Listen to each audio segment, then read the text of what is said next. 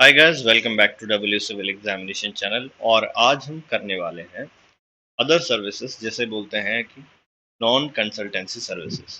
तो non consultancy services का जो आउटसोर्स होता है उसमें हम पार्ट 5 करेंगे। ये मैनुअल ऑफ कंसल्टेंसी में से लिया गया है, यानी कि manual of procurement of consultancy का पार्ट है ये। और वहाँ पे हम कुछ एमसीक्यूज का यूज करके इसको ऐसा करने वाले हैं।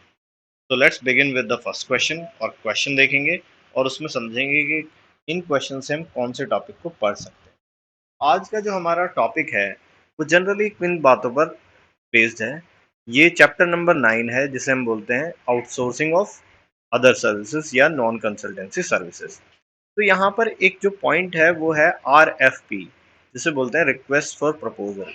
तो रिक्वेस्ट फॉर प्रपोजल एक डॉक्यूमेंट है, तो इसका यूज करना, और इस पर एक क्वेश्चन बना हुआ है। क्वेश्चन है, what are the essential information sections are not to be included in preparation of RFP। पूछा गया कौन से चीजें जो है RFP में नहीं इन्वॉल्व करनी है। तो पहले मैं आपको ये बताना चाहूंगा RFP का यूज क्यों होने वाला है। आपको पता होना चाहिए, जो प्रोक्योरमेंट अगर की जाती है नॉन कंसल्टेंसी सर्विसेज की, जिन्हें अदर सर्विसेज का पार्ट बोला जाता है, तो RFP डॉक्यूमेंट जो उसका बेसिस बनता है उसके बिड डॉक्यूमेंट के लिए। ठीक है, अगर उसमें बिड होगी तो बिड के लिए RFP डॉक्यूमेंट प्रिपेयर होगा। RFP के अंदर हमें क्या क्या चीजें डालनी चाहिए वो पता होना चाहिए। जब हमें वो चीजें पता है तो एक पूरी लिस्ट दी हुई है, उस पूरी लिस्ट को देखेंगे तो उसमें काफी सारी चीजें बताई गई हैं। उन्हीं सब लिस्ट में जो चीजें बताई गई हैं उन्हीं का यहाँ पर उठाकर एक क्वेश्चन बनाया गया। अब इस क्वेश्चन में पूछा गया कि कौन सी चीजें लिस्ट में नहीं होंगी, यानी कि RFP में कौन सी चीजों को इंक्लूड नहीं करना होगा। तो RFP क्या है? Request for proposal. इसमें हमेशा लेटर ऑफ इनविटेशन को तो लिया जाना चाहिए, तो इसका मतलब लेटर ऑफ इनविटेशन यहाँ पर एक पार्ट होगा। तो लेटर ऑफ इनविटेशन को हम मान लेंगे कि ये जो हमारा ऑप्शन है वो करेक्ट है। तो पहला ऑप्शन तो हमारा करेक्ट हो गया। आगे पूछा गया, क्या RFP में क्वालिफिकेशन एलिजिबिलिटी क्राइटेरिया और ऑफ सर्विस प्रोवाइडर लिया जाएगा? तो जी हाँ, क्योंकि RFP रिक्वेस्ट और प्रपोजल है तो उसके अंदर एलिजिबिलिटी क्वालिफिकेशन क्राइटेरिया लेना ही पड़ेगा। चलते हैं थर्ड। थर्ड ये है activity schedule and other requirement. कभी भी किसी भी डॉक्यूमेंट में अगर हमें उसके लिए बिडिंग के लिए डॉक्यूमेंट बना रहे हैं तो उसके अंदर एक्टिविटी शेड्यूल और अदर रिक्वायरमेंट तो हमें बतानी ही होगी, तो ये भी सही है। अब चलेंगे कुछ और बातें। कुछ और बातों में से है, जैसे कि हमारे पास हो सकती हैं कुछ और बातें, उनमें से कुछ इंपॉर्टेंट चीजें हैं वो मैं आपको बता देता हूँ। वो है जनरल कंडीशन ऑफ कॉन्ट्रैक्ट। अगर मान लीजिए कुछ जनरल कंडीशन होती है कॉन्ट्रैक्ट की, तो वो कंडीशंस भी हमें लिखकर बतानी पड़ेंगी। तो लेकिन उन्हें कहाँ पर बताएंगे? RFP के अंदर बताएंगे। तो यानी कि ये भी एक सही आंसर है। तो ऑप्शन नंबर 4 भी एक करेक्ट हो गया। स्पेशल कंडीशंस ये भी बतानी होंगी, तो जनरल कंडीशंस भी बतानी है, स्पेशल कंडीशंस भी बतानी है। तो इससे हमें ये पता चल गया है कि RFP के अंदर ये सारी चीजें आएंगी। तो जब ये आएंगी तो क्वेश्चन में पूछा है कौन सी नहीं आएंगी, तो एक भी नहीं ऐसा है, तो इसका मतलब नन ऑफ दीज इसका ऑप्शन का आंसर होगा। तो आपको पता चल गया RFP में कौन कौन से पॉइंट्स हैं। मैनुअल के अंदर आप देख सकते हैं, वहां पर बहुत सारे पॉइंट्स दिए हुए हैं, उस पर इसी टाइप के क्वेश्चंस भी बनाए जा सकते हैं, या इन पे भी कुछ कॉम्प्लेक्स, इससे भी कॉम्प्लेक्स क्रिएट किए जा सकते हैं। तो चलते हैं आगे नेक्स्ट क्वेश्चन पे। क्वेश्चन है, which of the following is are eligibility firms to be considered as responsive bid in procurement. कौन सी एलिजिबिलिटी है जो फर्म्स के लिए मानी जाएंगी अगर वो बिड में रिस्पॉन्स करना चाहती है। मान लो को कोई बिड के अंदर रिस्पॉन्स करना चाहता है, कौन कौन से कंडीशंस हैं जो उसको फॉलो करनी होंगी। ठीक है, तो यहाँ पर देखेंगे कौन कौन से कंडीशंस हैं जिनकी वजह से उसको एलिजिबल माना जाएगा। तो पहला ऑप्शन है, the bidder must be registered under appropriate authority. अब सबसे पहली बात है कि कभी भी बिडर को लिया जाएगा तो उसका रजिस्ट्रेशन होना तो ज़रूरी है। एग्जाम्पल है, जैसे कि हम गवर्नमेंट सर्विसेज में जितने भी केयर टेकर्स होते हैं वो क्या करते हैं, वो उन लोगों को सेलेक्ट करते हैं, जैसे कि हाउस कीपिंग स्टाफ। उसमें जिस भी ऑर्गेनाइजेशन को वो लेते हैं वो ऑर्गेनाइजेशन रजिस्टर्ड होनी चाहिए। तो ये ऐसे एग्जाम्पल तो आपने भी देखे होंगे। तो ऐसे जब होंगी वो रजिस्टर्ड, तो उसका रजिस्ट्रेशन होना चाहिए। दूसरा, वो सर्विस जो भी टैक्स है टैक्स देनी चाहिए, जैसे कि income tax, service tax, GST जितने भी हैं। साथ ही में अगर उसके पास एम्प्लॉयज़ हैं तो वो ईएसआई या ईपीएफ, ये सारी चीज़ें उनकी होनी चाहिए, पैन कार्ड उनके अंदर लगे होने चाहिए, तो ये सारी चीज़ें उसके पास होनी चाहिए। तो यार ये पहला ऑप्शन भी करेक्ट है। सेकंड है कंडीशन, जॉइंट वेंचर्स को जनरली हम परमिट नहीं करते हैं। तो ये एक इम्पॉर्टेंट कंडीशन है कि जॉइंट वेंचर को नहीं करते हैं। ऐसा क्यों होता है? क्योंकि जॉइंट वेंचर्स जो हैं वो पहले से ही कहीं ना कहीं इन्वॉल्व होते हैं, तो इसलिए उनको नहीं लेते हैं। तो ये ऑप्शन आपको पता होना चाहिए। अगर आप नहीं भी जानते हैं तो आपको याद रखना है कि जॉइंट वेंचर्स को नहीं लेंगे, ठीक है, एलिजिबिलिटी के अंदर। अगर कोई जॉइंट वेंचर है तो उसको फिर रेस्पॉन्स वो नहीं कर सकता, जनरली ऐसा होता है। थर्ड कंडीशन है, must not have under any declaration of ineligibility by an authority. अब होगा क्या, एक डिक्लेरेशन सर्टिफिकेट देना होगा, उसमें ये बताना होगा कि हमारी इन एलिजिबिलिटी जो है वो किसी अथॉरिटी ने डिफाइन नहीं की है। मान लीजिए किसी अथॉरिटी ने बोला कि ये जो बिड करने वाला है ये एलिजिबल ही नहीं है, अगर एलिजिबल नहीं होगा तो वो बिड के लिए इन्वॉल्व नहीं हो सकता। तो ये कंडीशन भी किसके अंदर, बिड के लिए लेनी होगी किसी बिडर को। आगे चलेंगे, अगर मान लीजिए कोई ऐसा बिडर है जिसकी कोई फर्म है और जो कंपनी है उस कंपनी में बार बार लिटिगेशन हो रहा है या बार बार केसेस आ रहे हैं, तो ऐसे को हम वैसे ही नहीं रखेंगे। क्यों? क्योंकि अगर ऐसे को हमने सेलेक्ट भी कर लिया और उसको बिड मिल भी गई, बिड के बाद वो सेलेक्ट भी हो गया, तो उस केस में क्या होगा, हमें ही प्रॉब्लम झेलनी होगी, प्रोक्योरमेंट एंटिटी को प्रॉब्लम झेलनी होगी। इस वजह से वो बचते हैं और ऐसा नहीं करते हैं। तो इसमें क्या होगा, अब तो इससे ये पता चला आपको कि कौन कौन से पॉइंट्स हमें लेने और कौन कौन से पॉइंट्स हमें नहीं लेने, ठीक है। तो अब क्वेश्चन पूछा गया है, कौन सा है, which of the following are the eligibility form to be consider, कौन से कंसीडर करने हैं और कौन से कंसीडर नहीं करने हैं। तो यानी कि यहाँ पर 1 को कंसीडर करना है, 2 को भी कंसीडर करना है, 3 को भी कंसीडर करना है, 4 को भी कंसीडर करना है। तो सारे ही कंसीडर करने हैं, तो इसका मतलब क्या होगा, ये सारे के सारे ही करेक्ट हो गए, कोई ऐसा इशू है ही नहीं। तो यहाँ पर जो हमारे पास पता चला आंसर वो है कि ये सारे के सारे करेक्ट हैं, एलिजिबिलिटी क्राइटेरिया है। अब ऑप्शन में थोड़ा सा चेंज है, उसको आप चेंज कर लेंगे कि सारे के all of the above are correct. तो यहाँ लिख लेंगे all of the above, all of the above. तो इस तरीके से आप इसको चेंज कर सकते हैं। तो यहाँ से आपको पता चल गया एलिजिबिलिटी क्राइटेरिया, इसको पढ़ सकते हैं आप, मैनुअल को फॉलो करेंगे तो उसमें ये सब मिल ही जाएगा। अब चलते हैं नेक्स्ट क्वेश्चन है, what are general qualifying criteria for award of contract. Contract को अवार्ड करने के लिए कौन से क्वालिफाइंग क्राइटेरिया है।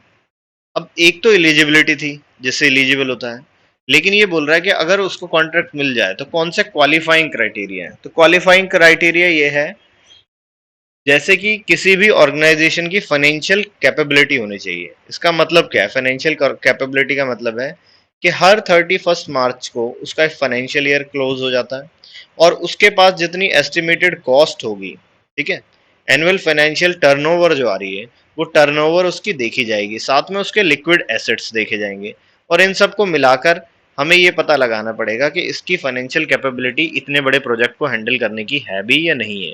मान लीजिए एक बहुत बड़ा हजारों करोड़ का प्रोजेक्ट हमने किसी ऐसी फर्म को दे दिया जिसने सिर्फ लाखों में ही कमाया है, तो उसकी फाइनेंशियल कैपेबिलिटी नहीं है, वो कैसे उस पूरे प्रोजेक्ट को हैंडल कर पाएगी। तो इसलिए फाइनेंशियल कैपेबिलिटी भी एक क्वालिफाइंग क्राइटेरिया है।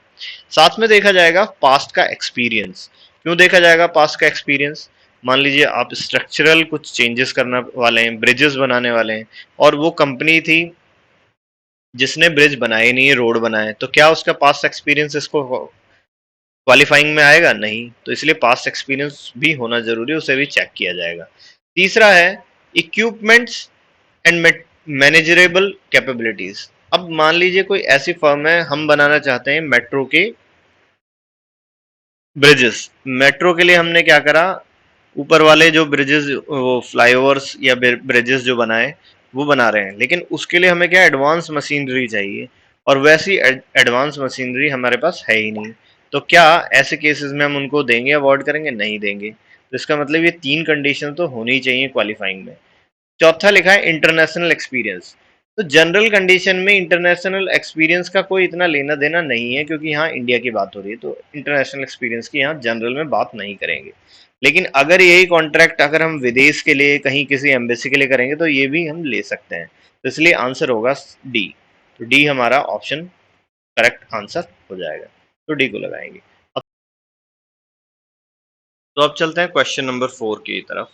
क्वेश्चन नंबर 4 में फिर कुछ ऑप्शंस दिए हुए हैं और पहले यहाँ पर बताया क्वालिफिकेशन डॉक्यूमेंट्स के बारे में। क्वालिफिकेशन डॉक्यूमेंट्स क्या होते हैं? तो पता होना चाहिए आपको कि जब भी आप किसी बिड को करने जा रहे हैं तो उस बिड में आपको पहले क्या करना पड़ेगा, डॉक्यूमेंट्स डालने होंगे और उन्हें बोलेंगे क्वालिफिकेशन डॉक्यूमेंट्स। तो क्वालिफिकेशन डॉक्यूमेंट्स कौन कौन से होंगे? फिर वही है, एक सिंपल सी बात है, जो जो हमने अब तक देखी चीज उन्हीं को लगा के हम बना सकते हैं। तो इसमें चलेंगे क्या क्या है। पहला देखेंगे हम क्वालिफिकेशन डॉक्यूमेंट्स के अंदर में copies of original registration certificates. जितने हमारे पास ओरिजिनल रजिस्ट्रेशन सर्टिफिकेट्स होंगे हमें उनकी कॉपीज देनी होंगी। ऐसा क्यों करना होगा हमें? क्योंकि हम क्या करना चाहते हैं, जितनी हमारी बिड हुई है, ये जो भी है, उनमें हमें ये तो पता करना पड़ेगा कि ये डॉक्यूमेंट्स हैं या नहीं है। तो इसलिए उनको तो हमें बताना ही होगा। उसके ऑप्शंस दिए हुए हैं, वो ऑप्शंस हम देख लेते हैं और उन ऑप्शंस के बेसिस पे इस क्वेश्चन को सॉल्व करने की कोशिश करते हैं। पहला ऑप्शन है कॉपीज ऑफ ओरिजिनल रजिस्ट्रेशन। जब भी हमें कुछ कॉपीज ऑफ रजिस्ट्रेशन देनी होंगी तो उसमें हमें क्या देना होगा, पैन नंबर, टैन नंबर, ये सारी चीजें हमें उसको प्रोवाइड करनी होगी। तो ये सब डॉक्यूमेंट्स जरूरी है। इसी तरीके से मॉनेटरी वैल्यू के लिए लास्ट 5 ईयर्स के मॉनेटरी वैल्यूज जो हैं वो भी हमें चाहिए होंगे। साथ में वर्क ऑर्डर की कॉपीज होंगी, साथ ही में हमारे पास बैंक अकाउंट की डिटेल्स होंगी और साथ में क्या होंगी, हमारे पास वर्किंग कैपिटल के बारे में जितनी डिटेल्स होंगी वो देनी होंगी।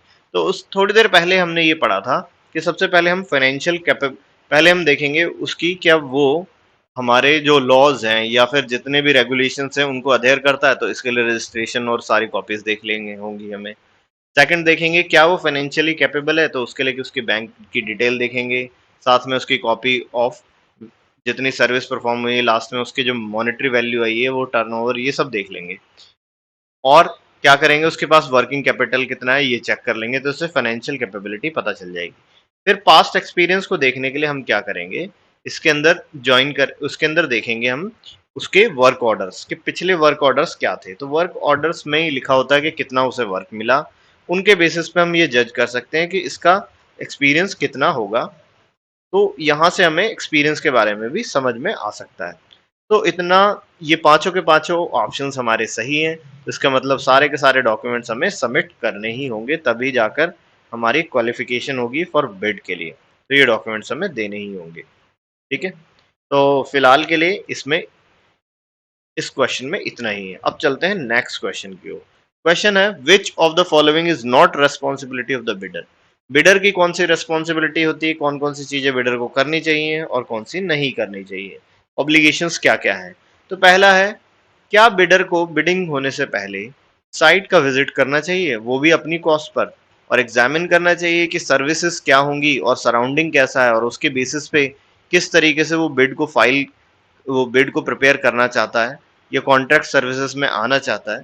तो उसके लिए पहले क्या उसको साइट विजिट करना ज़रूरी है, क्या ये भी उसकी एक रिस्पॉन्सिबिलिटी है या नहीं है? तो ये उसकी एक रिस्पॉन्सिबिलिटी है। ठीक है, तो उसकी रिस्पॉन्सिबिलिटी है। क्यों? क्योंकि अगर आपको साइट ही नहीं पता है तो आपको ये नहीं पता चलेगा वहाँ कौन सी कंडीशंस हो रही है और किसके बेसिस पे बिड में क्या क्या चेंजेस हो सकते हैं। तो ये सारी चीज़ें आपको पता होनी चाहिए। नेक्स्ट चलते हैं, restriction regarding personal deployed to be followed. अब जो पर्सनल जब भी डिप्लॉय किए जाएंगे तो उसमें कुछ रेस्ट्रिक्शंस होंगे। वो रेस्ट्रिक्शंस क्या होंगे, जैसे कि हम वेजेस जो होती हैं, कभी भी किसी लेबर को रखेंगे तो उसकी मिनिमम वेज से नीचे उसको दे नहीं सकते। तो हमें उसके पास हमेशा मिनिमम वेजेस देनी होंगी। इस टाइप के जो बहुत सारे रेस्ट्रिक्शंस होंगे वो रेस्ट्रिक्शंस हमें पता होने चाहिए। तो उन रेस्ट्रिक्शंस को फॉलो करना ही होगा किसको, एक बिडर को। तो ये बहुत इंपॉर्टेंट है कि वो उन रेस्ट्रिक्शंस को फॉलो करे। तो ये भी एक सही कंडीशन है। थर्ड है वर्कमैन सेफ्टी एंड इंश्योरेंस। हमेशा जब भी कोई वर्कमैन को रखता है, यानी कि जो काम के लेबर्स को रखता है, तो उसे उनकी सेफ्टी के बारे में भी ध्यान रखना होगा, जैसे कि हेलमेट्स प्रोवाइड करना, सेफ्टी बेल्ट देना, बहुत सारी चीज़ें ये सब प्रोवाइड करना। उसी तरीके से उनका इंश्योरेंस होना, ये सब कुछ इंपॉर्टेंट पॉइंट्स हैं। तो ये ज़रूरी है। अब आगे चलते हैं, liquidated damages for delay in performance to be paid.